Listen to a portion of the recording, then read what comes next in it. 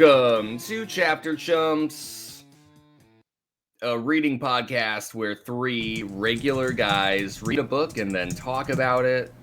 Today on the podcast, we are going to be discussing chapters 17 and 18 of Ursula K. Le Guin's The Left Hand of Darkness. This is our penultimate discussion. You know how much we love to use that word on the podcast. It's just a fun word. Yeah, so we are nearing the end of the book. I'm your host, Connor. As always, I am joined by my co-hosts, Connor and Josh. We are your chumps here to talk some chapters. I would ask how you're doing, but I don't even have the time. Don't got the time. Apparently not. And it's fine because we've kind of gotten some feedback from some of our listeners that maybe we have a tendency to kind of beat around the bush a little bit, you know. Just kind of shoot the shit for a little too long. I thought this was a bush beating podcast. We have talked about that. Says you, Josh. Yep. And once we get to Green Dudes and we start talking about American Idiot, it's really going to be bush beating. Let me tell you. It's some cross. So there's some real crossover right there. So. Yeah. Oh, that's a good point. Yeah. There will be bush beating. Yeah, and we do. This is going to be a tighter episode. That's okay. You know, it's like we are listening. We hear you.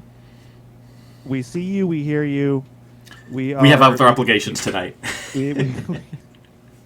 Well, you know, some of us have other obligations tonight. Yeah. Well, it's fine. Could have had like some. I feel like I would have appreciated maybe like a heads up. All right, guys, relax. It's not really a hard out. It's okay. Out. It's just if it was a hard out, like I would have appreciated if you like texted us like, hey guys, all right, relax. Can't really talk until I'm completely relaxed. I am relaxed. I'm communicating with you about how I feel. I'm relaxed about it. You're communicating? Oh my god! That's what you do. That's what you do. That's when you're on the phone in the car when you're going to work. That's what you do. You pick up on one little thing. You pick up on one little thing, and you have to focus on that because you can't deal with the smallest, faintest, softest little criticism. You can't deal with it. It destroys you. You're paper thin, my friend. Oh no, it's fine. It's expected at this point. It's 100% expected at this point.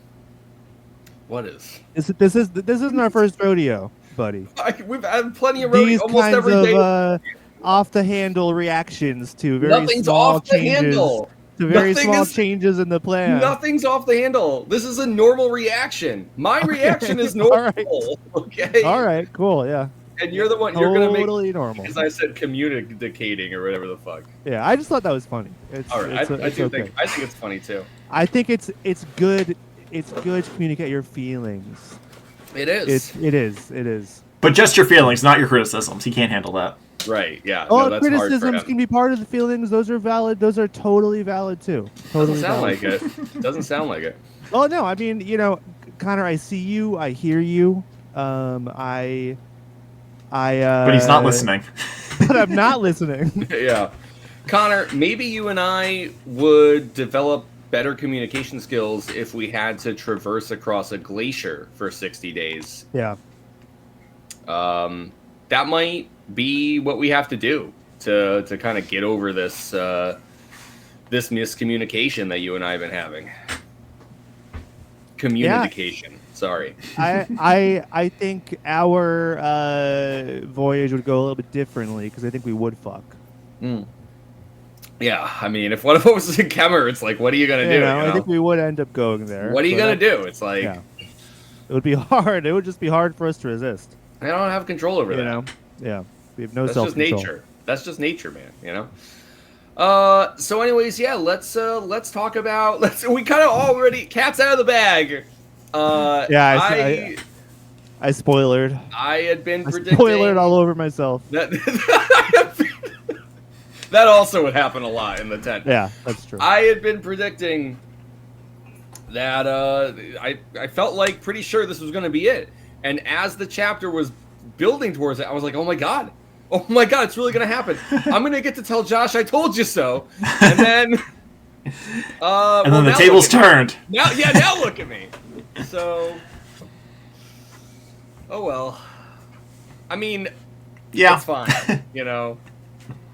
It's fine. This is a normal reaction I'm having. Completely normal reaction to two characters, like two every fake-ass other fucking reaction. fictional characters not fucking each other. Completely normal reaction.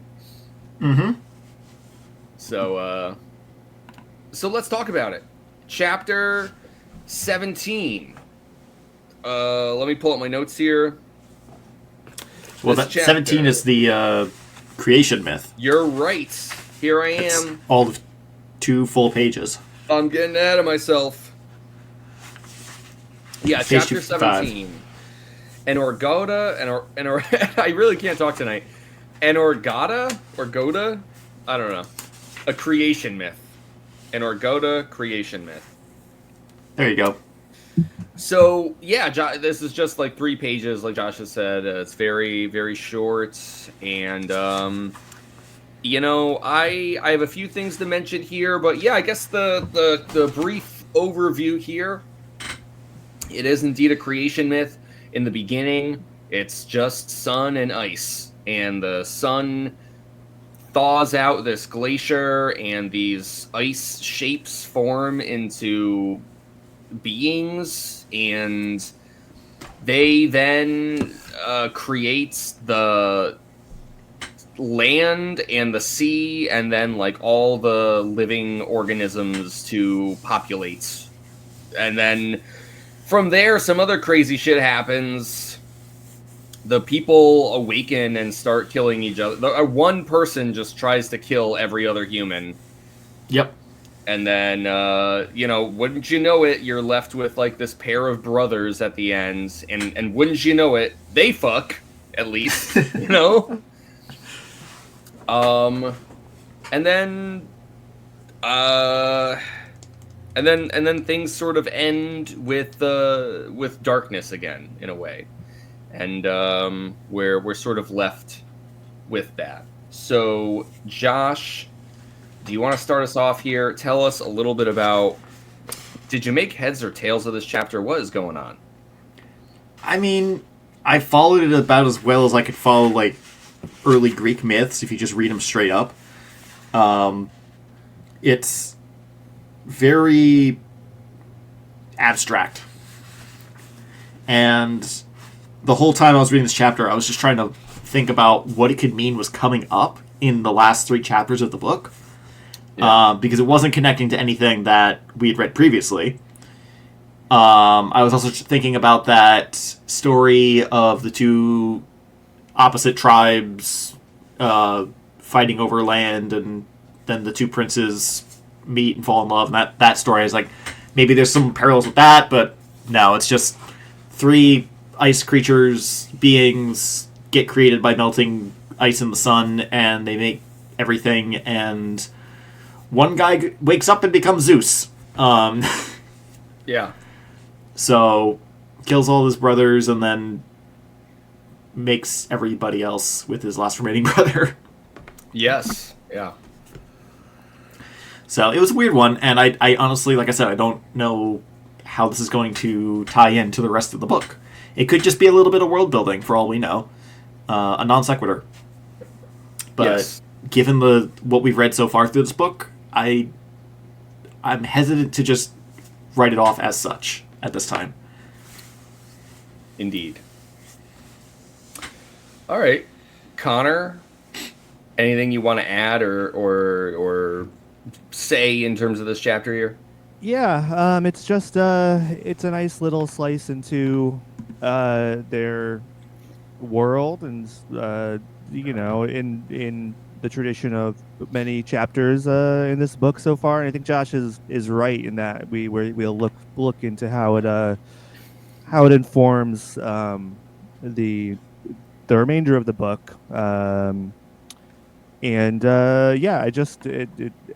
had been a little while since we got a parable or myth chapter, and so it was a nice little change of pace. And I mean, it's just like it's a page and a half or something, or 2 pages, so it's like I think in our book copies it's just over 2 solid pages of text. Yeah. not counting the little like blurb under the chapter title. Yeah, it goes down pretty easy. So I enjoyed it, and yeah, I think we'll have to look out to see if it's telling us anything. Yeah. When we get to the next chapter, I will try to make a small connection here because I feel Should like we there take was a 2-minute something. break before we get to the next chapter? No. We'll do a I'm not. tight Hey, 10. We'll do a tight 10. I'm not done. I I'm kidding, have I'm kidding, things sorry. to say. Guys, I meant 8:30 is my heart out. Yeah. Is So that okay? you're trying to poke the bear right now. I get it. Yeah. You're trying to poke the bear. I mean, that was the intention all along. I get it. I get it. That really. It's okay. Do I have a heart out at 9? No, not really. Like 9. I accept it. If you, Connor, you know. if you have a heart out at 9, I will do everything in my power to make that happen. You say I promise accept you. it, but I will go down kicking and screaming the entire time. Did I really do either of those things? I think I've been pretty reasonable. All I was saying was like, if it were the case that you have this heart out, I would appreciate a heads up because then I would have made a stronger effort to start earlier. You know. Yeah. So Gotcha. I just thought it was more loosey goosey because we're like 7, oh no 7:15, oh no 7:30, okay, so I didn't think it was a big deal for me to be like, okay, well maybe we end a little bit early tonight, Okay. But Well, I guess I was wrong. I don't really see I how was that tracks, but yeah, no, you Well, were you guys with poor wrong. time management. You were right. You were wrong. I was wrong. There you go. I got egg on my face. Yeah, that's right. I got a whole lot of egg on my face. Nothing wrong with that. Just two guys in a tent. Nothing Two wrong with guys that. in the tent with just got spoiler all over our face. Yeah, there's nothing wrong with that. It's just the way it is, Spoiled egg.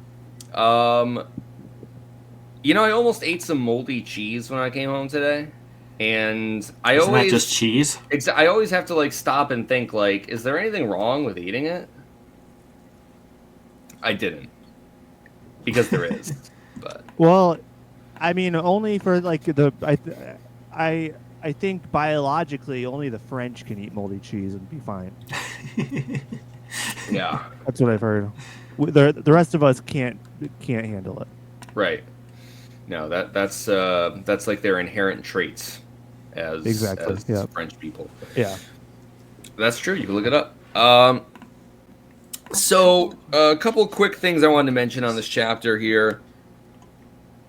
It mentions that the sleepers woke, and this is so stupid. I knew it. I knew it. Did you think that too, Of course I did. Of course. Yeah. I even had the thought do I bring that up, or is it am I just reaching and am I just stupid for it? Yeah. Well, to answer your question, Connor, yes, it is stupid, and I am reaching. But it made me think of Dune, because in the David Lynch Dune movie, it's like the sleeper must awaken, and then it's just some good shit. Actually, Josh, did you ever end up watching the Lynch Dune film? Did we watch? Nope. No, you haven't, right? Nope. I've only man. seen the Villeneuve movies. Oh my god, dude, we need to reread the first Dune book together on this podcast and finish by watching the 84 Lynch film together. Well, how about we read the novelization of the 84 Dune Lynch movie? Does that exist? I don't know, but it would be cool if it did. I would believe it. I mean, it's called because Dune. I know. you could go read the novelizations of all the Star Wars movies. So. I know. No, I mean it might exist, but I mean, regardless of reading Dune, we should just watch it. Maybe just to watch it, even. Yeah, I guess you're right. We could always. But that's a just different watch podcast. Dune. That is a different Yeah. Okay. Yeah, it made me think of Dune. What are you gonna do? The first thing that was really of note here. Okay, so fucking page 256. Page 256. Mm-hmm. It's the third paragraph down on the page, and it's talking about Adondarath, who is the first human to awaken and is the one who goes on the killing spree of his kin. Towards the bottom of that paragraph, it says, "Then Adondarath returned to the birthplace on the Gorban ice where the bodies of the others lay. but the last one was gone. He had escaped while Eldondarath pursued Haharath. Well, I just thought it was interesting that the Gorban ice sheet is exactly the glacier that Estraven and Genly are on in, like, the present of the story. That's the glacier that they're crossing for, like, the last 3 chapters. And so it's sort of like they're traversing this like mythical space area. Yeah, it's almost like in like I don't know, like in an Indiana Jones movie where after all the boots on the ground reality or whatever, it like finally culminates in meeting God, and it's just like, you know, like the boundaries of reality like dissolve. And that's, in some ways, I feel like that's kind of what's happening with Estraven and Genly. It's like, and we'll talk about that because I kind of want to connect it to how this the next chapter we're going to discuss, how it ends. They're sort of traversing through this almost like a higher plane. Like you like, yes, it's. I mean, it's literally, it's higher grounded. plane. Yes, it is, but like it's there's something about it, something magical and mystical and otherworldly, and so I thought it was interesting that Le Guin gives us this little creation myth, and it's like it's almost like the origin of humanity. It seems, according to this myth, is on the very glacier that Genly and Estraven are finding themselves traversing. The Gorban ice sheet. All right, so we said there's brothers in Kemmer again. Of course, I only had one more note on this chapter I wanted to mention. It's at the very end of the chapter. Okay. So the last paragraph on page 257, Edondarath said, "Why are my sons followed thus by darkness?" His Kemmering, the unknown brother, his Kemmering said, "Because they were born in the house of flesh, therefore death follows at their heels. They are in the middle of time. In the beginning there was the sun and the ice, and there was no shadow. In the end, when we are done, the sun will devour itself, and shadow will eat light, and there will be nothing left but the ice and the darkness." And what I wanted to mention here is, like, I guess a couple things, because in this crazy creation myth, Edondarath is literally living in a, like, shelter of the frozen bodies of all the people that he killed. So there's kind of this idea of, like, oh, well, the children were born inside this house of flesh, and so, like, they're cursed. But also, I think it's sort of like this idea of, like, the mortal coil, and it's like, to be born mortal is to, like, be followed by darkness because you are fated to die. You know, you don't have the immortality or, like, ethereality of like these more enlightened beings in something like a creation myth, like, you know, an ice god or whatever. And I don't know if enlightened is the best term for the guy who killed 36 people or 35 people. Well, no, I mean, not enlightened like, you know, Buddha or whatever, but, like, you know, beyond human, beyond mortal. Fair. And I guess just, like, likening that they're sort of in the middle of time, you know, that it began with sun and ice and will end with darkness and ice. And, like, the absence of shadow and, like, all this stuff, like, there's a lot of this is, like, spinning around, and I am not sure how it all connects, but, like, all those things have, like, lines that you can draw from those mentions to, like, the next chapter. And yeah, I don't know. I like the idea still of the dichotomy and the left hand, right hand, and light and darkness. And so I guess I thought that this idea was really fascinating, that it's like, it's this really sort of big time sort of idea where it's like, it doesn't really matter what happens in between the inception and the destruction of the universe. That's the beginning and that's the end.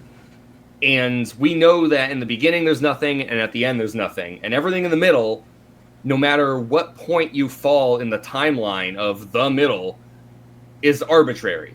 Because it all ultimately results in darkness. And so it's like... But it's not presented as like this idea of...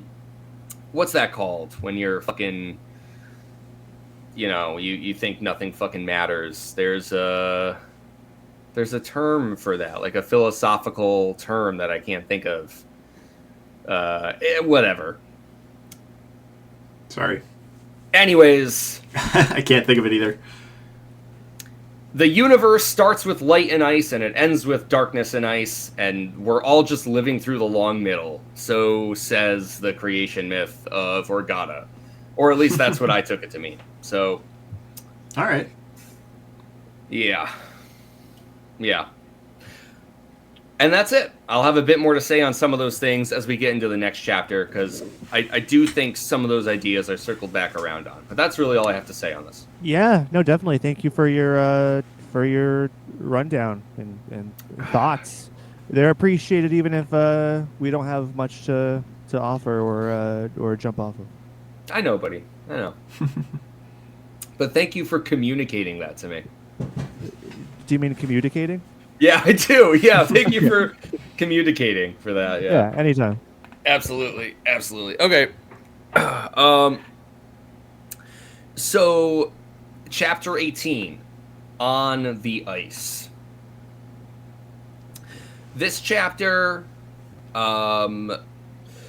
this is an interesting chapter because it feels way more obviously of, like, a reflection of Genli from the future. Like, sometimes it feels like what you're reading is kind of like what Genli was writing as... It isn't. Everything that Genli writes is from a future point in time, and we're reading his recollections of it. But this chapter, the way it opens really immediately feels like, you know... Past tense. Yes, he's writing from this perspective of, like, being well beyond the events of the story. Because he's reflecting on how, like, he to this day, he's like, I still, like, go back to this moment of, like, being in the tent and falling asleep with, like, the softly falling snow and hearing Estroven's breathing. And, like, I still come back to that moment to, like, help me sleep at night, you know? But, yeah, this chapter covers Genli's perspective on a previous chapter where I was especially thinking they were going to fuck. So I do kind of feel like I was still sort of on the money, but anyways, it's Genli's perspective on that previous chapter, and then we get, like, continuing events from there, which ultimately pretty much lead to, you know, they run up against, like, these mountaintops breaking through the glacier, and it's like, you know, if we are where we think we are, then we are actually pretty close to reaching Karhide. But they're also a little north. Yeah. Yeah, it's not right there, but, you know, the chapter basically ends with, like, this is the herald of safety, or, like, that they're kind of getting to the other side. Yes. Where's my camera? And then there's a lot of shit that happens in between the beginning and end of that chapter. Connor, I didn't even ask you, when did you read all this? Did you read this today too? Because I read this today. Yeah, I read this like at 5 today, so pretty recently. Nice. Josh, what about you? Yesterday. Nice. Right, That's pretty good for you. Yeah. Recent. Yeah. Yeah. Josh was counting on one of us canceling tonight, so he was like, I'm just going to read the day before. Yeah, probably. Well, no, I was busy because of the holiday over the weekend. Of course. You didn't... Oh, it was Easter. Yeah. Yeah. You didn't want to just, like, sit down with your family and be like, hey, I'll read Left Hand of Darkness out loud to you or something? That probably would not have gone over well, no. You know what? You're right. You know what's funny? I saw my mom... my family, but I was talking with my mom over Easter, and I actually did talk to her about Left Hand of Darkness because she had asked me like, "Oh, like, are you reading anything?" And I was telling her about the book. And my mom, she's very spiritual and religious. Mm-hmm. And as I explained the book to her, she was like, "Oh, well, that sounds like the story of Christ." And I'm like, "Does it? What do you mean?" And she has this literary analysis that I think is completely spot on, and I didn't realize until I talked to my mom about a book she hadn't read.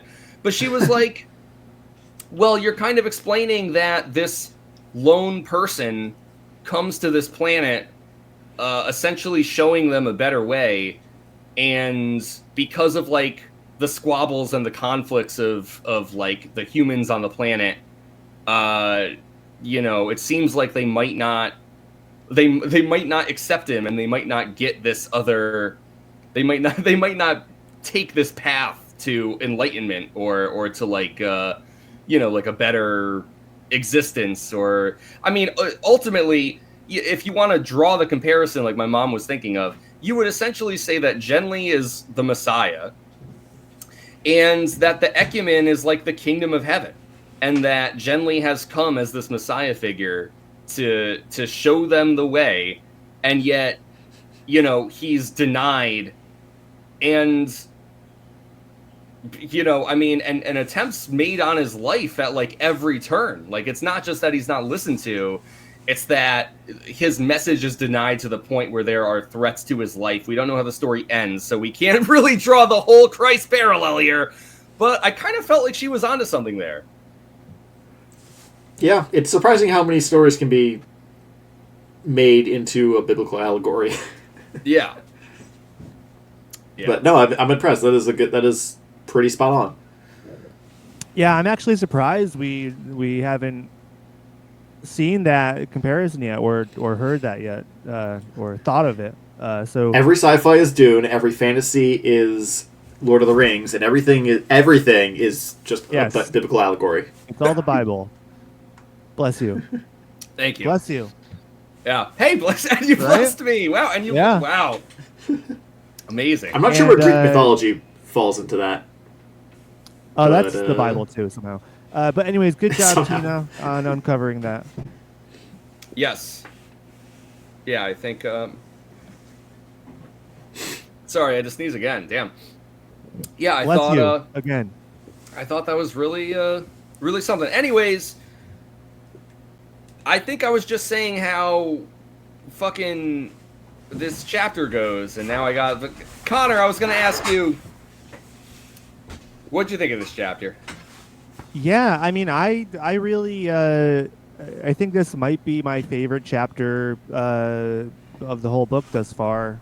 We don't have that much left, but I mean, there just was so much. It feels like it covers a vast amount of time and travel, and then also really, major changes in Estervan and Genly's relationships with each other.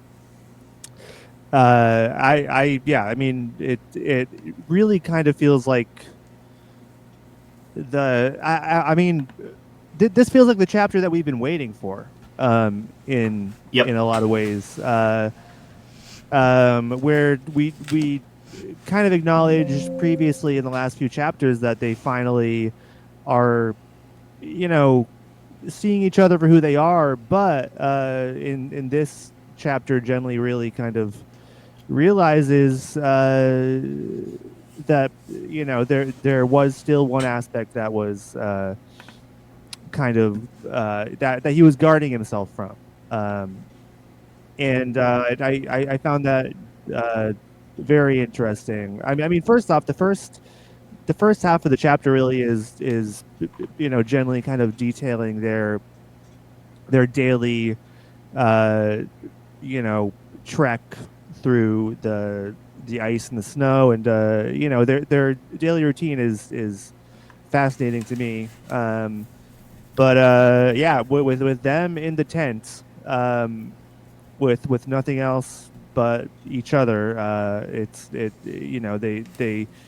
really meet each other fully, more so than we thought that maybe they could, and obviously you guys were very interested in the idea that Genly teaches Estervin mind speech, and that does happen, and we Finally. do, yeah, finally, and the sexual tension, or if you want to call it that, For the record, does the Gently book, does. the book Yeah. he calls does it that. he does Yeah. mention it, yeah, I know.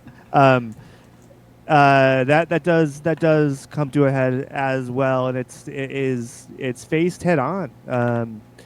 There's really no, I mean, they're at a point there, now where it's like, well, if if they did want to just kind of like sidestep it, or like they can't anymore, Estervin's acting weird, and he can't not tell Genly why. They have to, even without mind speech, they kind of have to be honest with each other at this point. And so that's kind of what makes this chapter great for me. I really enjoyed this one. Yeah. Yeah, it definitely, it really is a great chapter. And, what I really want to talk about is all the stuff that you're talking about with Estervin and Genly in the tent. But you kind of mentioned at the outset there, like, how much this chapter starts off by detailing kind of just the minutia of their day-to-day travel and the routine and what it's like to go through the conditions, and like the detail of, like, this is the first time I really understood how cold Gethin is. Like, it feels like this is the first time that Guin is really like, okay, so if you're not careful, your fucking exhalation will condense and you will suffocate if you're not, like, breathing properly because of how fucking cold. Just like breathing can suffocate you because of how cold it is. I think this is just the first time where we get actual numbers about how cold it is. And, I mean, they are on a polar glacier, so I'm not terribly surprised. I say polar, they're probably closer to probably the latitude we are on Earth. Like, mid-40s. But I'm pretty sure, like, everything she's describing here is what Arctic and Antarctic explorations have described, exploring the poles of our planet. So... Yeah, good point. I wonder how that compares, but I'm sure, I mean, that would be the best place to do research, or to figure out what it's like. Yeah, it's just, it really did make it feel real, like their journey and the amount of time that has been spent on this chapter-wise. Like, we had earlier discussions about how Le Guin kind of almost always will compartmentalize events in a singular chapter. So, like, things still impact each other chapter to chapter, and things are still referenced, of course. But, like, an event like traveling to Orgata, or an event like, fucking, what else was it? I don't know. The whole section escaping. Of, like... Yeah, escaping the prison, right. Yep. Like, those things are typically confined to one chapter. Once you read that chapter, you could be pretty assured that the next chapter will be covering a different event. But the end of this book here, since, like, chapter 15, they've been on this glacier, or they've been traveling to this glacier. Like, and so I think that in terms of the structure of the book, it's also another thing that lends to creating this feeling of how arduous and difficult and monumental a task it is to cross this glacier. And I just appreciate how much detail and page length Le Guin has devoted to it in order to feel, like, properly difficult. It's not like you read one chapter and, oh, well, yeah, it was hard, but we're on the other side of the glacier. It's like, no, this is the most challenging fucking thing that's happened in the whole book, and it's not over, and I think she's done a good job of, like, driving that point home, and then to do that alongside all the stuff that Connor's talking about with Estervin and Genly's relationship, to put those things together, Yeah, she makes it look easy. It's really well done. Josh, what about you? What about your thoughts on this chapter in general here? In general, I liked it. It felt like we were seeing a lot more of the journey, whereas the last couple chapters felt more like the setup to the journey. I was happy to see them actually discuss and go through the teaching of the mind speech, because I felt like that got glossed over in the last chapter, and that maybe we weren't about to see it. So I'm glad I was wrong there.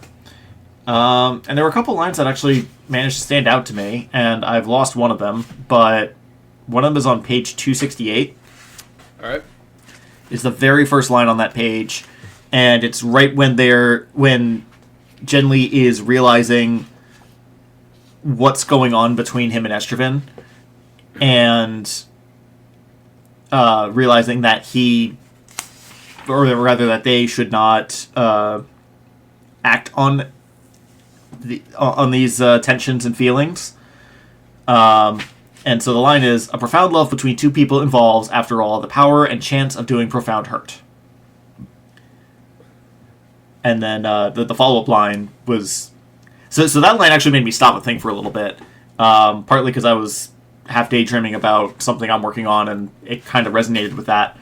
And then when I picked up the book again, it then hit me with the follow-up line of, it would never have occurred to me before that night that I could hurt Estroven.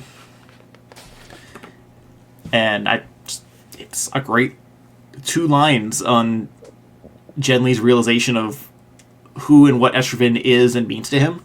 Yeah. There's a lot behind that text, and I don't know if I am qualified to unpack it all. But I do feel that it is a great sentiment, that it's almost like a rewording of, with great power comes great responsibility. With great love comes a great chance of hurt. Yeah. So yeah, it's a gorgeous line. I definitely stopped and took a beat and thought about it. Yeah, it's a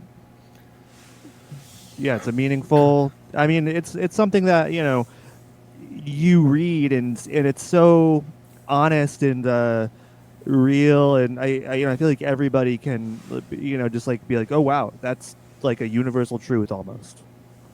That's pretty much, yeah. It made me think of like the times I've hurt people, and it's always with the people that I love.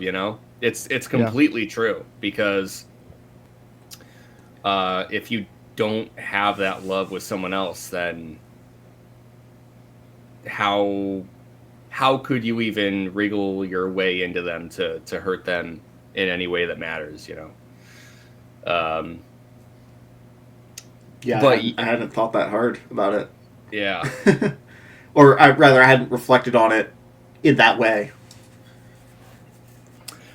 I don't know. I feel like I've led a life where I have a tendency to hurt people and it doesn't mean that the hurt stays. It's like I fix those things as best I can, and you don't let that fester or worsen. But yeah, I don't know.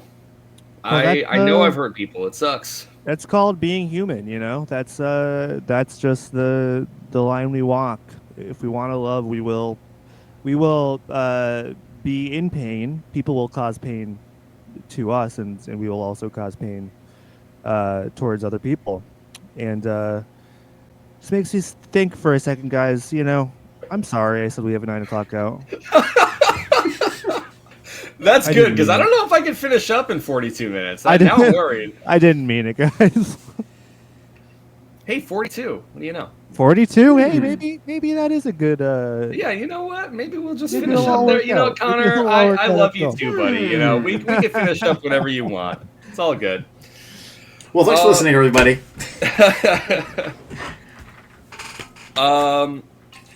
And Josh, the follow-up line you mentioned too, where Genli's like, it never occurred to me that I could hurt Estroven.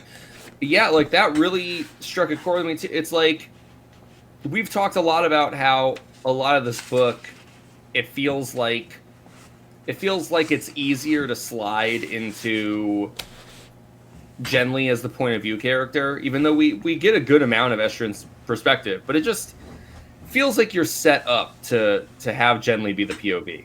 And Yeah.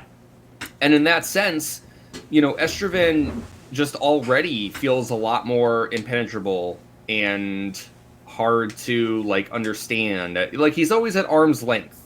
He's mysterious, He's like, Genly is Sonic, and Estraven is Shadow, right? And it's like, everyone always thinks Shadow is cooler, obviously, but, there's something more enigmatic and unknown about Shadow. But then you learn his tragic backstory, and it turns out that Shadow has just as much, if not more, capacity for pain and for heartbreak and this burden that he carries than even our fun-loving chili dog slurping down hog buddy. You see, you get what I mean? Oh yeah, I do. Yeah. I'll be real. I've always thought Sonic was cooler, but that's just me. Well, I mean, Sorry, I do think Sonic is, like, cooler in the sense that, like, Shadow is made to be cooler than Sonic, which kind of actually shoots him in the foot a bit, Yeah, it does. Because it's, like, the edgy cool, and it's like that hasn't aged as well. But I gotta tell you, dude, when I was fucking 12, it was hitting in 2000. When I was fucking 12, 04. yeah, okay. You have to be fooled at 32.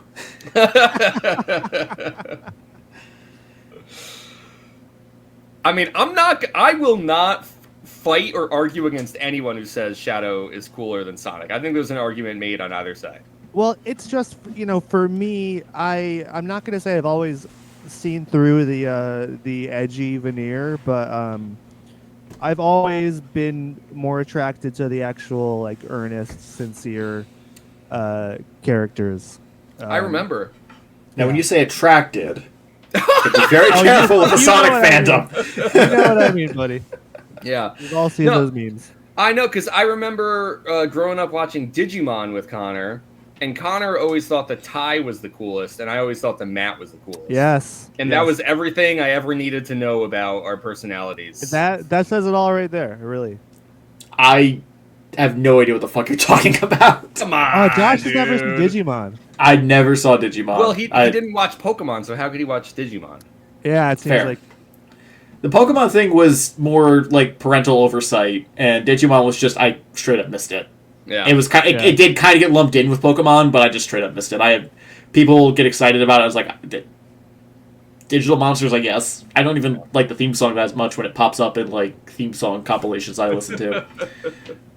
Yeah, it's got to be really annoying and repetitive if you have no nostalgia for it. We'll do a... Pretty much, yeah. We'll do Digimon Dudes someday. Yeah, Digidudes. Digidudes. Yeah. That'd be cool. I would watch, like, the original Digimon, like, that's a great... up to the movie, right? Yeah. That's like a great run in my memory. Yeah. All right. We'll have to stop it. But, there is kind of something, like, the whole light, dark... I mean, like, listen, light and dark, that's in a million things. I'm not saying that Guin is that's like, fundamentality. She invented light and dark. But it's just funny because it does kind of make me think of the whole Sonic Adventure 2 battle story mode, Yep. Where... Can't wait for the last two chapters the last chapter to just be the end story. Yes. Yeah. No, that. Oh, they're gonna call down the starship, but it can't stop. It's about to crash in to get them. All the other crew members of the ship have befallen a terrible accident and fused into this giant salamander-like creature. That's right. Yeah. And then, of course, Estraven and Genly will both go Super Saiyan, and, and then it plays out like normal from there. Yeah, but the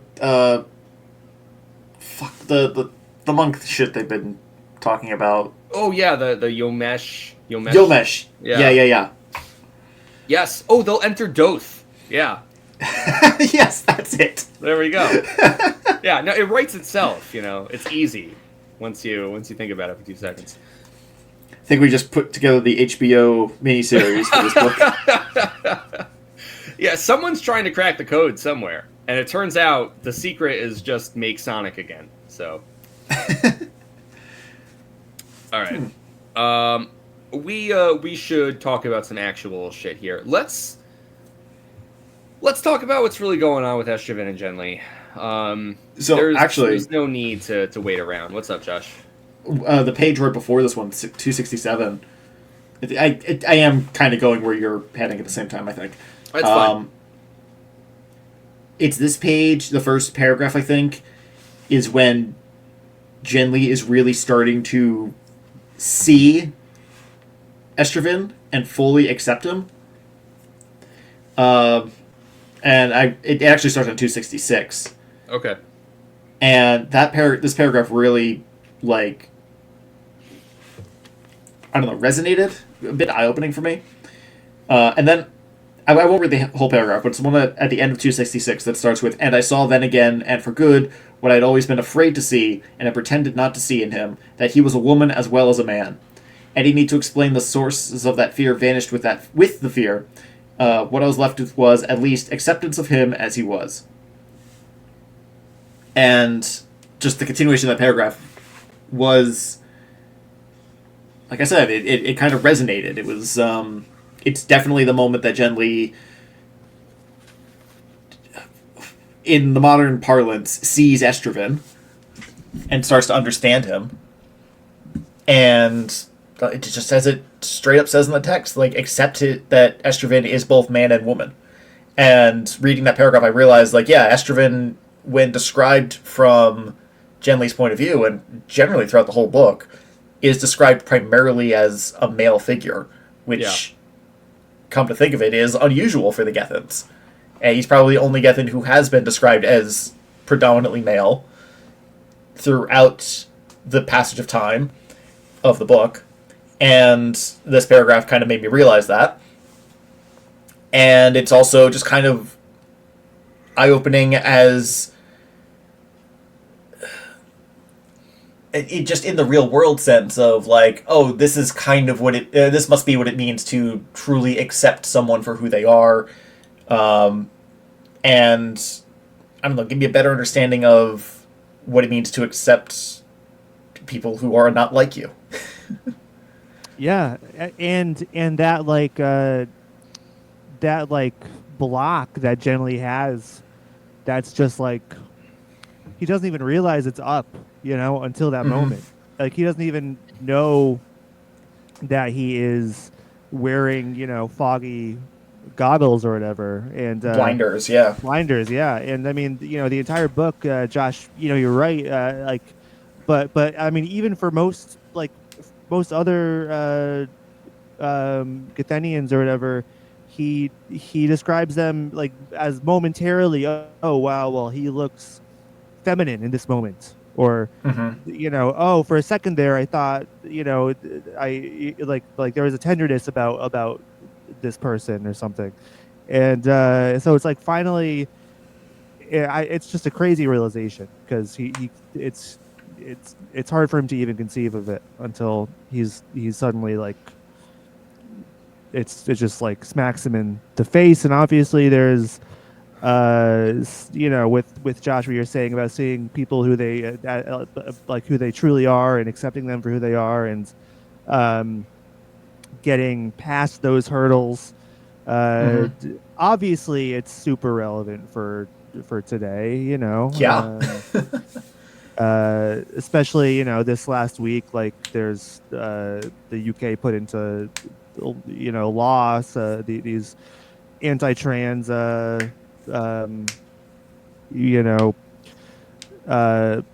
recognition of there just being two genders, and so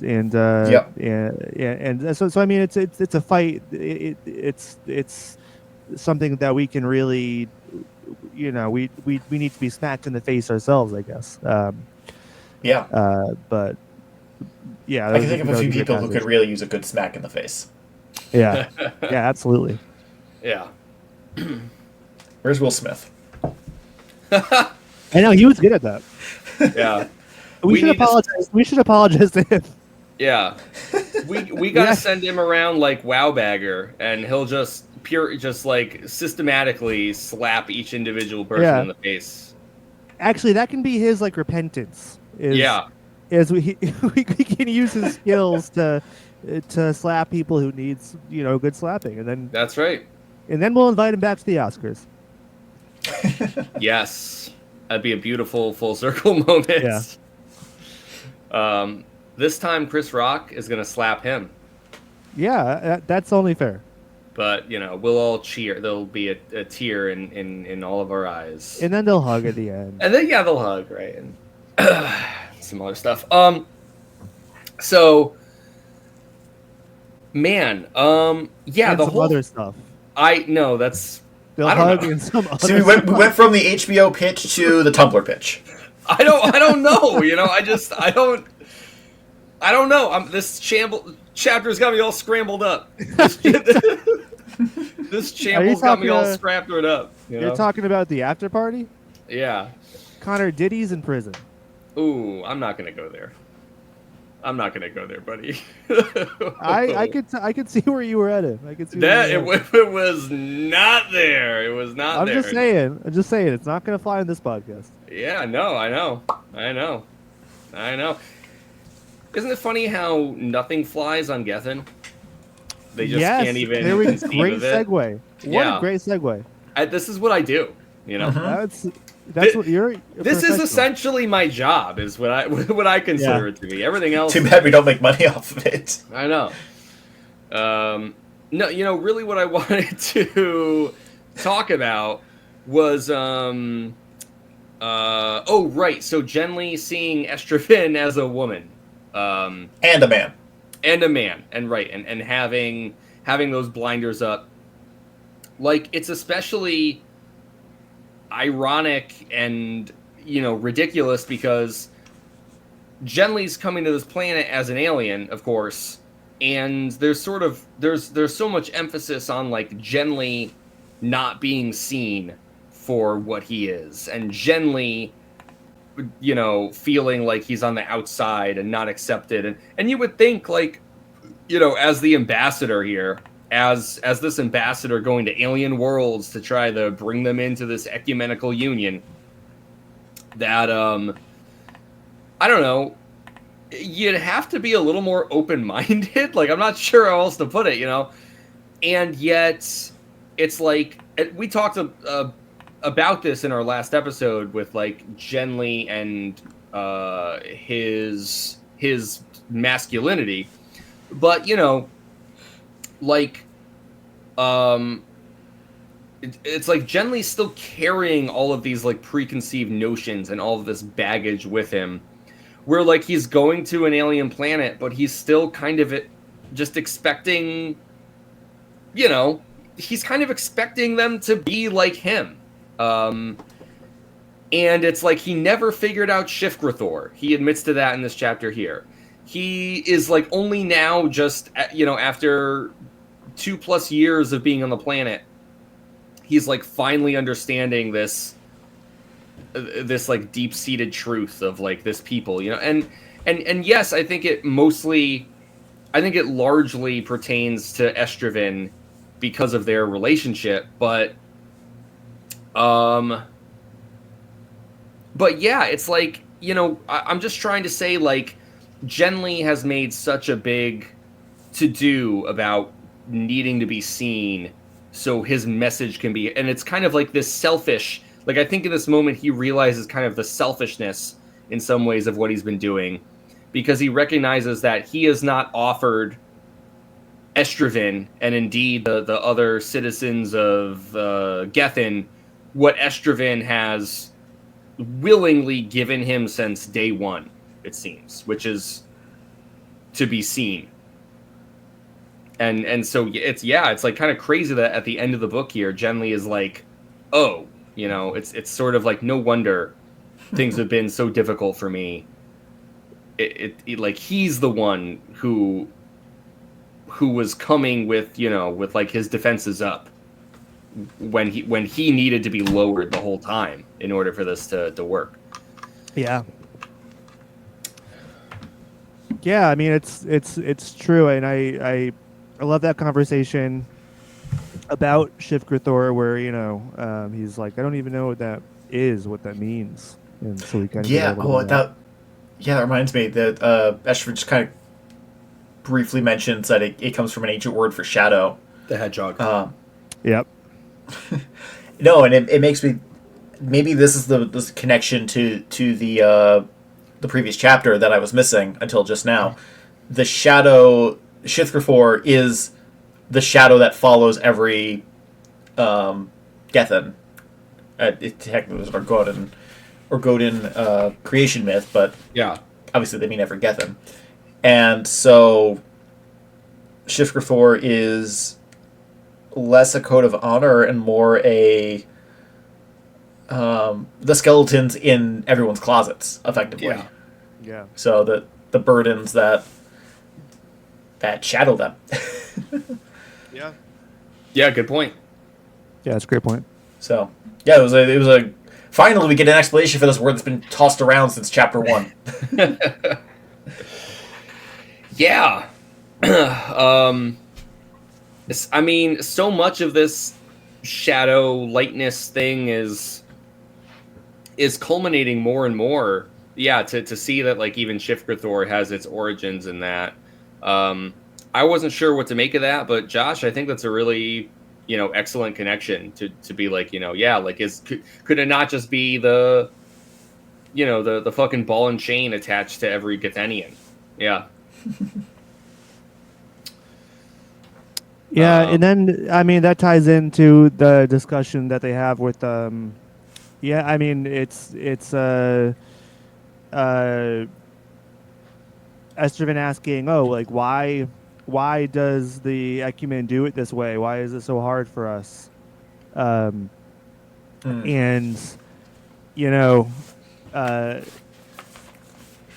Genly is like thinking to himself, like, yeah, like I used to think that it's because like I'm like an unarmed single person, so they're not going to be alarmed and stuff.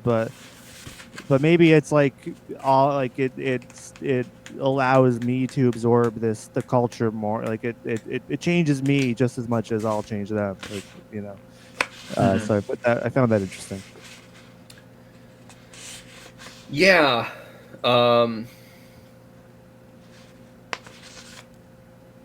Yeah, I still didn't. I don't know. I feel like that was an aspect of the chapter that, like, even laying it out there the way you did, Connor, it's like I'm still scratching my head over it a bit, I guess. Not that I don't get what you're saying, but I don't know. So it's like, is it? I don't know. I guess what I'm wondering is, what is the benefit of having the ambassador changed? Is it to make the like blending of cultures or the union of those things like more yeah, even?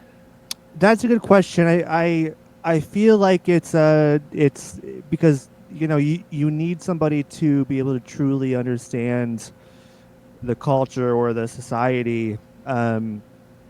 And I think if it was like a group of people or it wasn't so difficult, like you wouldn't get to know the people on the level that generally does now just by necessity. You kind of have to adapt, and you have to really see them for who they are. I think for the thing for it to work. So I think it has to be hard for you, because otherwise you're just kind of using these people for your own plans. So yeah, I think they're probably. I mean, it seems like that's a manipulative strategy from the Ecumen. But at the same time, it to me it does make sense, because there's no other way that he would actually be on the same level as the Gethenians. if you didn't Yeah. have to kind of go through these trials and learn painfully. Yeah, true.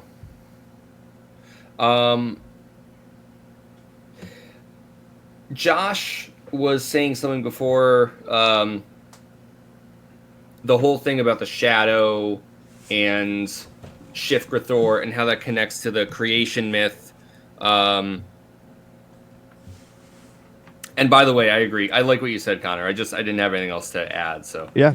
But I was kind of looking at my notes here and realizing I wanted to mention one thing I think related to what Josh was saying. Because the whole thing about like darkness and the creation myth in the previous chapter, Estraven also has this Yomesh prayer or ritual words that he says every night where it's what was it? Praise then darkness and creation unfinished. Mm-hmm.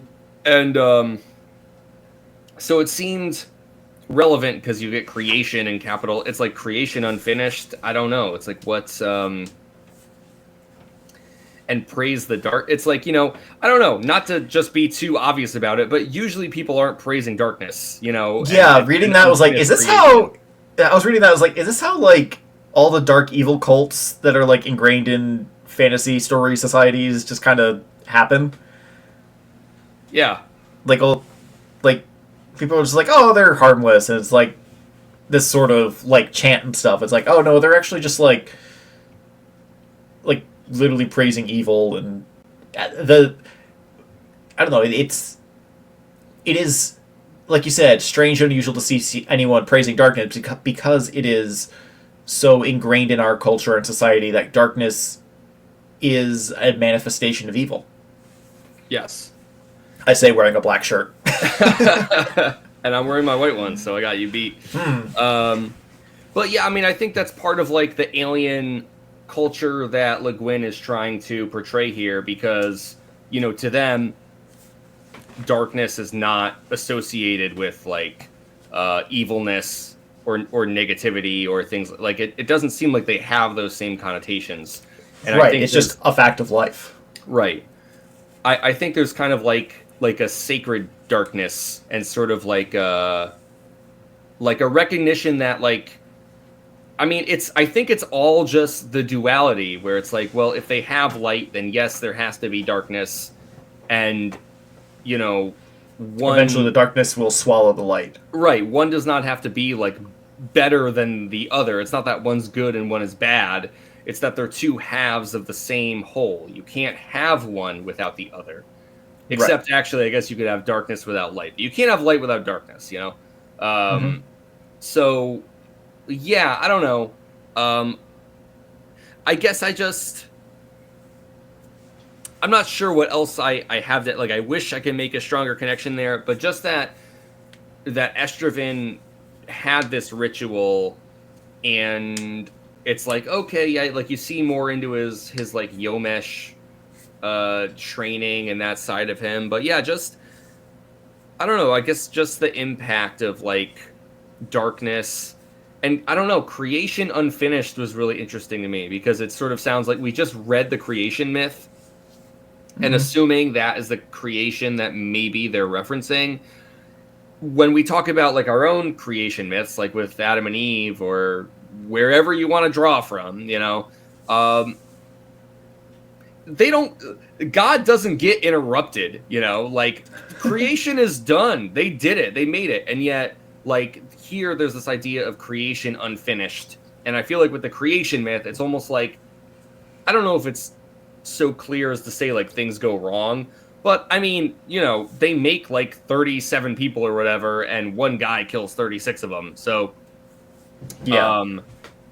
I don't think that was intent. So it's like, what is creation unfinished? Is it just that people are living through the unfinished creation, Yeah, no, I interpreted that as kind of like the cycle of life and death, in that things are always changing, therefore, while there is destruction, there is still continuing creation. So I say life and death. I think what I meant there is, I think it just means change. Yeah. New people are being born, old people are dying. The glacier shifts, new snow falls, trees grow. It's the sun always rises, the sun always sets. It is constant change. It is a constant creation of day and night, constant creation of new resources, constant creation of new glacier, constant creation of new people. Totally. Yeah, I think that's exactly it. That's how I took it. So Yeah, I like that a lot. Very good. yeah. Okay, I know we talked about this, but Estraven and Genly, I have to go back to it. There's a few other things we need to talk about, but this is the big thing that I have to make sure I say everything I want to say on, and then Go for it. You know, because we're aiming to be done relatively soon. So you know, let's see. 15 minutes. Let's see. Can't wait for everyone to check all 50 people who are listening to this to check the time remaining and see we're only halfway through the podcast. Hey, Connor said that it doesn't have to be 9 o'clock on the dot, so I got some wiggle room. So on page 267, this is when they're talking about their sexual tension. This is what I need to talk about here. Pervert. I know. At the bottom of like the second to last paragraph there, so Estraven writes, for us to meet, or wait a minute, this is Genly. Writing, sorry. Yeah. Genly writes, for us to meet sexually would be for us to meet once more as aliens. We had touched in the only way we could touch. We left it at that. I do not know if we were right. This is like the singular point that I have to discuss because for many episodes now, I've been saying, these guys are gonna fuck. You know, like, these guys are gonna fuck, you know? Although you also thought that Genly and Fax were gonna fuck too, when Fax showed up for all of half a chapter. I am very quick to assume that two people are gonna fuck when I start reading a book. You're a millennial on the internet. I understand. Well, that's why he reads these books in the first place. This is what he's looking for. This is what he's hoping for. I thought this was some smutty romance. Yes. Yeah. Yeah, oh my god, can you imagine, I have to go on like AO3 or whatever and find all the Left Hand of Darkness smut fan fiction, because there has to be a bunch. Absolutely. Come on. There is. We should dedicate an episode to that. Yeah, let's read through, because it sort of feels like I've been, you know, I don't want to say blue balled, but I mean, like, you know, I've been waiting for something, and like now, you know, they've been on ice. Yeah. I'm on ice. Very good. I'm on very ice. Good. Absolutely. It's like I thought this thing was going to happen, man. No, first off, what I want to say is I'm not upset about it. Are you? I'm not. I'm having a very normal reaction. That's how we started this episode. Totally. It's a very, very normal reaction right now. No, I thought this was really interesting because I kind of felt like I still felt like my prediction was right, even though what I predicted didn't happen. Because sounds like you're reaching. Well, hey, let me say what I have to say, and then you tell me if I'm reaching, all right? But I mean, I guess you still can tell me I'm reaching. It's fine. The Estraven and Genly acknowledge that there is sexual tension between them, and I think the biggest thing is that it's mutual, and it is openly acknowledged that it's mutual. If it were just Estraven, who's in Kemmer, who's like, I'm attracted to Genly, then it would be like, well, nothing is culminated. Nothing matters, you know? It's like, that's... But the fact that when Genly sees Estraven as a man who is a woman, as well as a man who is a woman who is a man, as well as a man who is a woman. But like in that moment, like recognizing and fully seeing Estraven's femininity is also sort of like this crystallization of like Genly is like, yeah, I was afraid to admit this because to recognize it makes me feel weird for like these sexual reasons. Like, you know, I wanted to ignore that and suppress that because otherwise it means I have to acknowledge these urges that are strange to reckon with in this circumstance. And so even though Genly and Estraven don't go all the way or even really touch in any way, even though like we'll kind of get to the intimacy that they do share, and they certainly do share, I felt like the acknowledgement that they both felt that way about one another but chose not to act on it was enough. Even for me, who had been predicting and assuming that it was going to culminate in that actual sexual expression, the fact that it is acknowledged by both parties and then deliberately chosen to not act on still felt like still was a recognition that those feelings and those signs and those moments that I had been discussing, it felt like it was all there, you know, and just that the characters chose to do something else about it, but the feelings were always there. The impulse was always there. And so I was fine with the story pivoting in a different direction, because it still acknowledged everything else that came before it in a way that made sense to me. And I'm not just trying to say like, oh, I was catered to, like I'm glad that I was half right, but it's like it felt true to the story, and you know, I felt right for picking up on like what I had. Like I didn't feel like I was crazy, because it was like, you know, you feel vindicated that you picked up on the right feelings. I guess so. Yeah. And so right, it doesn't have to end up with them fucking, even though I said that I thought they would many times, because they want to. They want to do it. And they just choose not to. It's kind of crazy. I know. It's like self-control is just what a thought. What a concept. Genly writes, I'm not sure that they were right to not do it. Yeah. Like, it's wild. So anyways, whatever. No, but you're right. Like, I mean, I think I understand feeling, like Josh said, vindicated for them at least acknowledging that the possibility or the desire even is there. So yeah, I think you get a point for that. Half a point. I mean, I'd give you the full point, but that's just me. All right. Yeah, this was just crazy to read through. It was like one of the, like, it was, I kind of couldn't believe it was happening, and then it didn't happen, and then like it did happen in this way that I didn't predict at all, you know. And you know, Josh, to your credit too, because you were saying like, hey Connor, I hear you, I get what you're saying, I just don't think it's going to pan out that way. Yeah. Ultimately, you know, you're on the money there. So point to you. Thank you.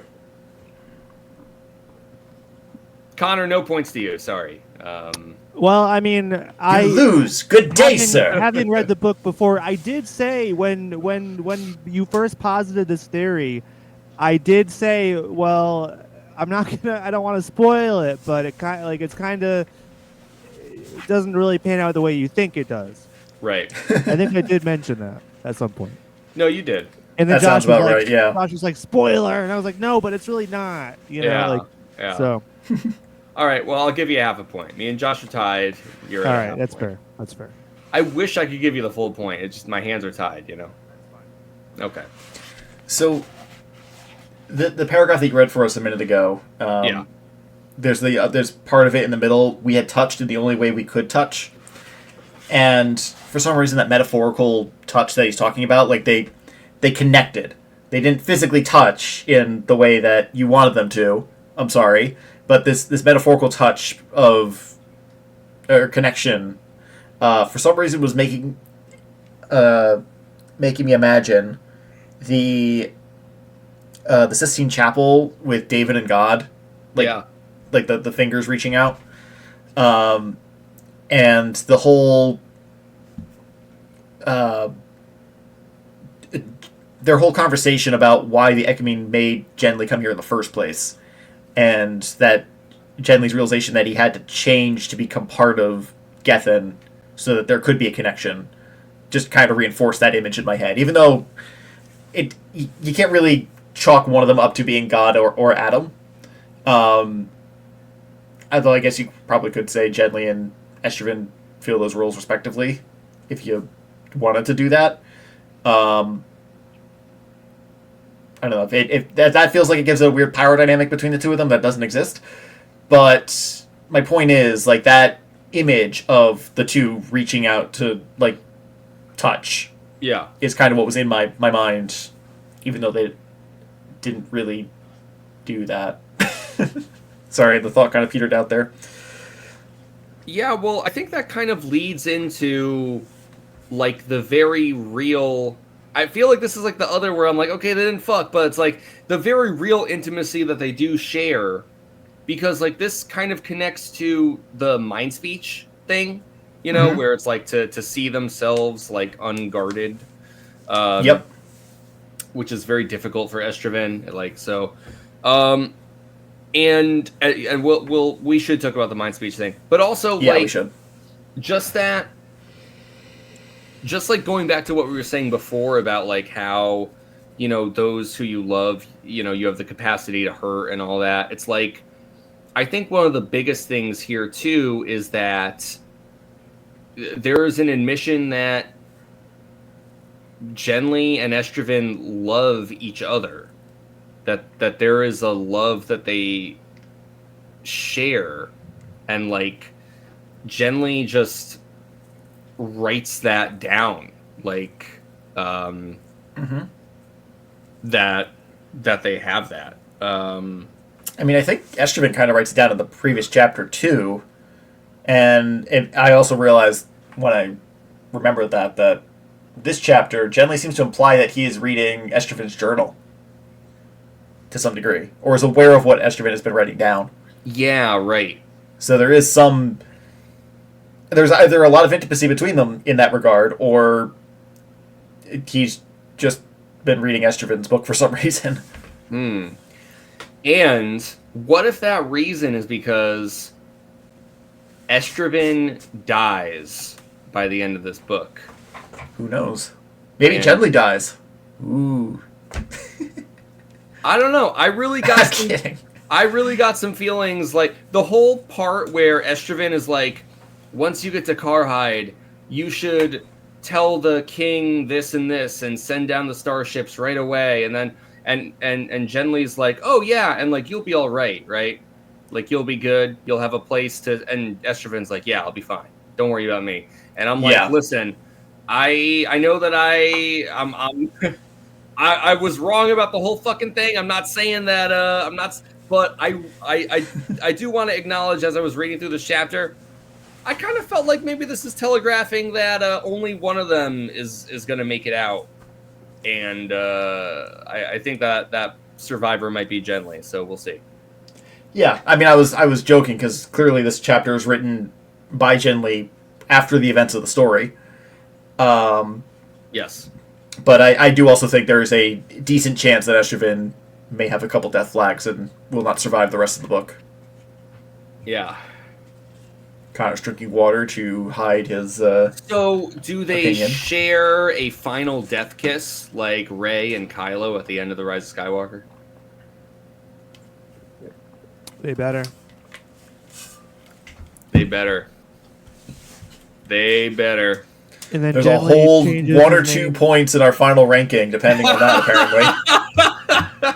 Genly changes his name to, he says, you can call me Genly Estraven Oh my god, yes! at the end. Yes. Speaking of names, with the mind speech teaching, when they finally make the breakthrough, they get to a point where Genly stops referring to Estraven as Estraven, but starts calling him by his given name of Therum. Right. So there is that extra connection there. Yeah, do we want to talk about the mind speech? We do. We should talk about I think the we mind should, speech. especially since we only have 2 minutes left. Give or Hurry take. up, boys. Give or take, you know. Yeah, the mind speech. It's a struggle, but it eventually gets there.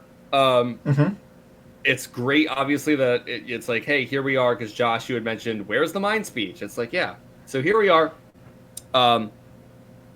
And when Genly finally makes that connection, Estraven thinks it's his brother, which is another thing that we have been taught. It's like, okay, so Estraven or Genly is being. Yeah, there's this connection with him communicating to Estraven as his brother. I don't have any more to say on that. It's just like layers on layers on layers, you know. Yeah, I mean, it's incredibly disturbing for Estraven. Yeah. Hearing a voice of someone who's been dead 14 years, going on however long that is, and I mean, it could just be Genly, but it makes me wonder, like, does everybody hear the same voice in their head? Is it always a different voice for a different person? I'm curious as to why Estraven is hearing his brother's voice when Genly speaks to him, and I doubt that we'll see other people try to speak to Estraven via mind speech in this book. But it'll be interesting to learn if they spoke with his brother's voice as well. Right. So yeah, that realization kind of hit me like kind of blindsided me, because up until that point I found the whole mind speech thing amusing, because they started off with no success, as I kind of expected. It's like, all right, here's the funny like montage of them trying to learn this until something clicks and now they can do it and it's a new ability power up, and it turned out to be deeply disturbing to Estraven, as we just covered. But one of the things I really found funny was when they were still trying, Genly says he was basically kept repeating his communication attempts to Estraven until he was hoarse of brain, which I just found that phrasing to be really funny. Yeah. And then when Estraven was able to make contact as well and speak to Genly via the mind speech, I also found it amusing that he was still calling him Genry and still couldn't pronounce the L even telepathically. So, yeah, there was definitely like the minutia or the realities of mind speech that Le Guin gives a window into are funny, because Estraven's like, oh, I thought this was going to be more abstract. Genly's like, no, you're literally choosing your words, like having a conversation when you're speaking, just mentally, you know, like it's. The conversation about how the power developed was also intriguing. In that there was just most people are just latently telepathic, but nobody really could figure. The only way to learn is to have someone talk to you telepathically. Yeah, or one of the most effective ways of learning.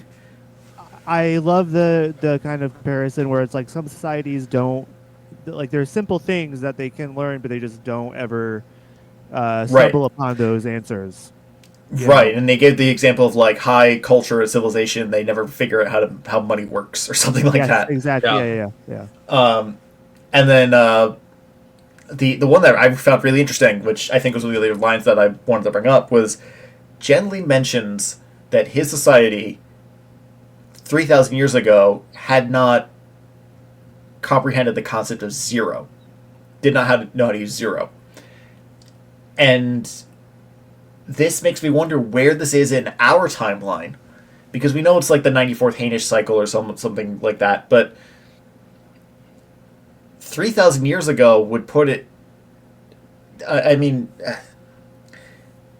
the concept of zero has only been around for about 2,500 years, so this could be 500 years in the future, if it's our current timeline. What he's saying there is that it sounds very much like it could be our current cycle, which is I found very interesting, because it was a smaller number than I was expecting for 3,000 years ago. I just realized the book that I learned this from is right behind me, so give me a second. Maybe we'll find out exactly when the concept of zero was invented. We could last 500 years. Maybe. Modern medicine keeps improving, you know. We could be around still 800 doing chapter chumps. 876. That's only about 1,200 years ago. So this could be 1,800 years in the future. We could last 1,800 years. Oh wait, was that BC or AC? Is that really how long? Yeah, it feels like Zero should be older than that, right? Well, it said 876, so I don't know if that's BC or AC or. Oh no, this book doesn't make BC. So yeah. According to this book, it was invented in India. This is the science book. It was published about 25 years ago, I think. I don't know. When I searched this, 2001. Wikipedia says India. AD 150. Okay. I mean, even then, it's still 2,000 years. So that still puts Left Hand of Darkness 1,000 years into the future, But if it's our then- current Hainish cycle. Connor can't There's- comprehend not knowing Zero. There's It is this a other difficult concept to wrap your head around, the concept of not having nothing. It's doesn't Yeah. to me. It seems like really intuitive The unzero. to have a concept of not. It like if you're counting It's- things, shouldn't you have some right, the it's- absence of it? But It's not the Does feel that concept of zero. I'm sorry, it's not the concept of nothing. It's the concept of zero as a mathematical number. If that helps differentiate it. It was explained to me a long time ago, and I've forgotten the actual explanation now. But basically, in mathematics, zero can function as its own entity. It's not like it's not like there's an absence. It's just like it's just another mark on the number line. yes, yeah. And I mean, but Well- here's the thing: we literally grew up with zero as a concept. It's drilled into our heads with mathematics since But kindergarten. But even still, like when we're learning to count, we don't start at zero. We, you know what I mean? Like, Well, not until you learn computer science. obviously we start at one. Well, okay, fair enough. but yeah. It's a weird Anyways, thing to think about. depending on what you consider to be the origin of Zero, it's the first evidence we have of Zero is from the Sumerian culture in Mesopotamia about 5,000 years ago. So I guess it depends on what you want to consider to be the origins of Zero and what they're considering to be the inception of Zero. But Yep. anyways, yeah.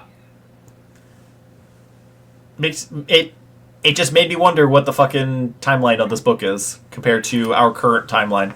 Yeah, it's a good point. But the truth is, we will never know. Yeah. I want to mention something else about mind speech that's connected to what we were talking about before, and I am getting close to wrapping up, so we'll be done in the next 10 minutes or so there, buddy. 9:15. So page 274. This is the bottom of that first paragraph there. It says, "So that intimacy of mind established between us was a bond indeed, but an obscure and austere one, not so much admitting further light as I had expected it to, as showing the extent of the darkness." And so, like, you know, I kind of thought the same thing, that the mind speech would sort of like, oh, because they can't lie, and Estraven has, you know, had this tendency to withhold or be cryptic about certain things. It's like, oh, this is going to be the, you know, like the absolution. This is going to be all the walls are coming down. But the crazy thing is that the walls already came down. And my prediction that the mind speech was going to be linked to them admitting their love for each other had already come true. They already know they love each other by the time Estraven's using mind speech. So it's like, what's left for them in a way? And so when they start the mind speech, you know, Estraven is like completely freaked the fuck out.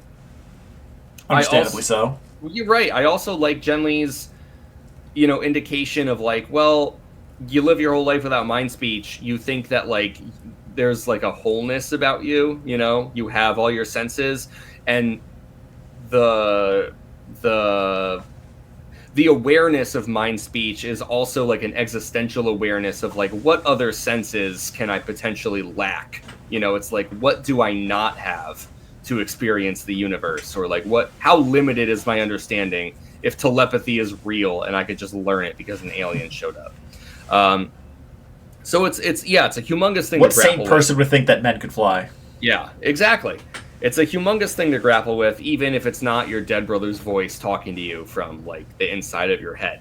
But yeah, that whole idea of, you know, gently thinking, I thought it would bring us like more light, like more understanding, and yet it only kind of reveals the darkness, which is sort of like, you know, like Estraven is sort of like this chasm, or like this humongous depth. Like, to truly understand a person, it's like it does give Genly a better understanding of Estraven, but it only gives him a better vantage point of all the things that are kind of unfathomable about him, and like how much he doesn't know, or how much more there still is to know about Estraven, and about each other, is kind of what the mind speech, I think, reveals. The last thing I wanted to say here, and this kind of connects to all the stuff we've been saying about light and darkness and shadows, Shifgrathor being an ancient word for shadow,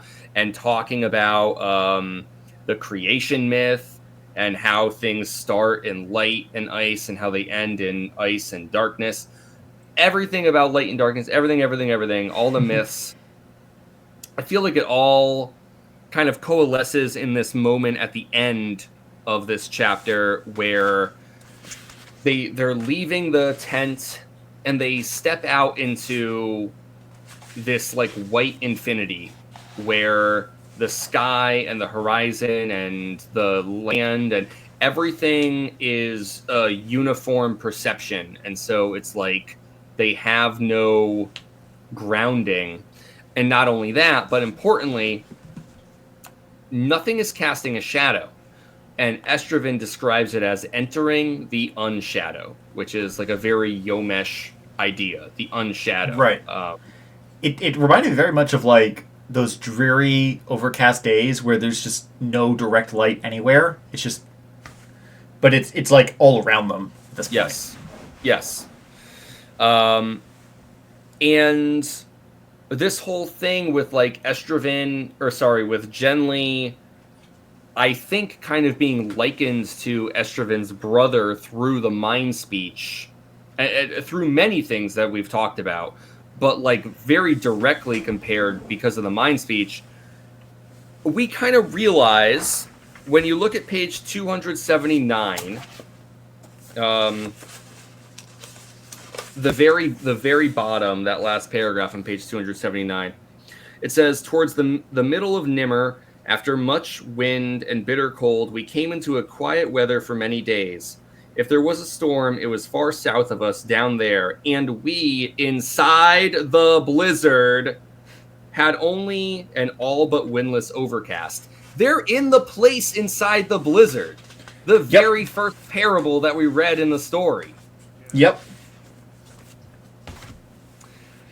And so it's just kind of a crazy full circle moment. It felt like a real, like, coming back to the beginning. And it's like, yeah, I don't know how it's going to go, but it's another thing that feels like it sort of telegraphs the death of Estraven to me, because we know that those brothers at the beginning, only one of them makes it out, you know? Right. And I was going to say, like, Estraven's hearing his dead brother in the middle of this blizzard now because Yes. of the mind speech. And there's that point where Genly gets lost for half a moment. Oh, yes.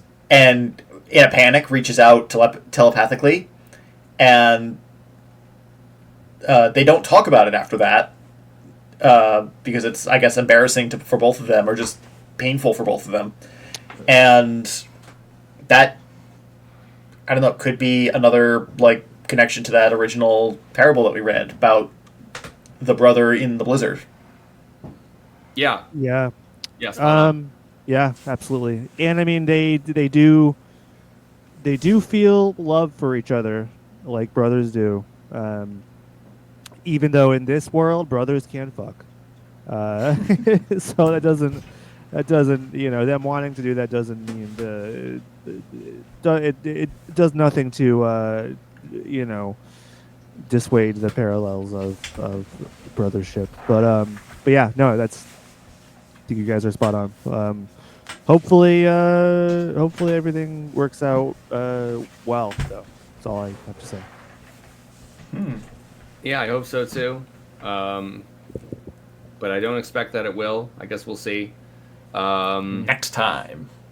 Yeah, I don't know. It feels like there's so many big ideas that are like fitting into place and connecting, and it makes me feel like, oh, there's gotta be more to, but like I don't have the insight here to say like what it is. So I do hope that next time this is going to be our final discussion. Maybe ruminating on some of these things will lead the story to for you? a bit more. No, come on, a bit more in-depth discussion. But I'm really happy with what we discussed today. A lot of big things happened here, and a lot of things were capitalized on.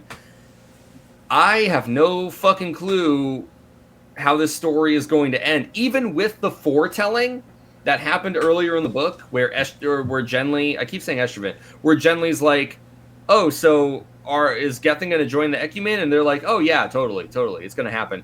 I still don't really feel like that's a given. I have no fucking clue. So we'll see. Anything else? Any predictions or things we want to share here, Josh, Connor?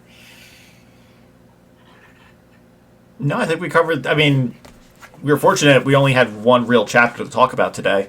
Yeah. Especially with Connor's Heart out 15 minutes ago. And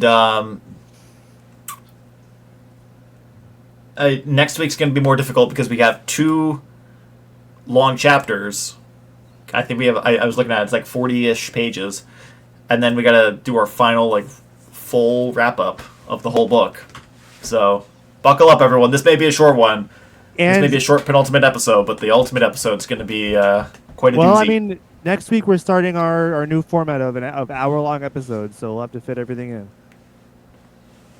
I'm just joking, guys. I'm just joking. No, let's try it. 30-minute chapter discussion, 30-minute whole book discussion. Why not? And no fluff in between. You think you can do that, Connor? No fluff?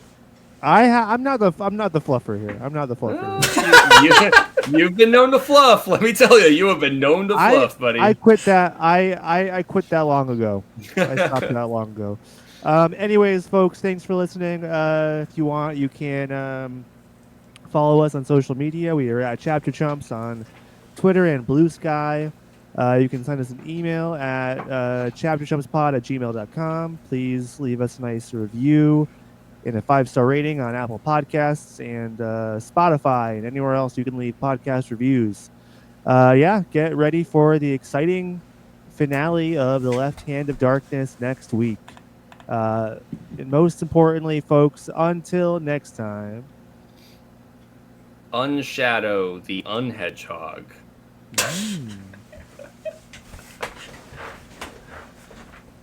That was good. Good job, guys. Now we're going to end the stream. So goodbye to everyone who watches the stream. All me.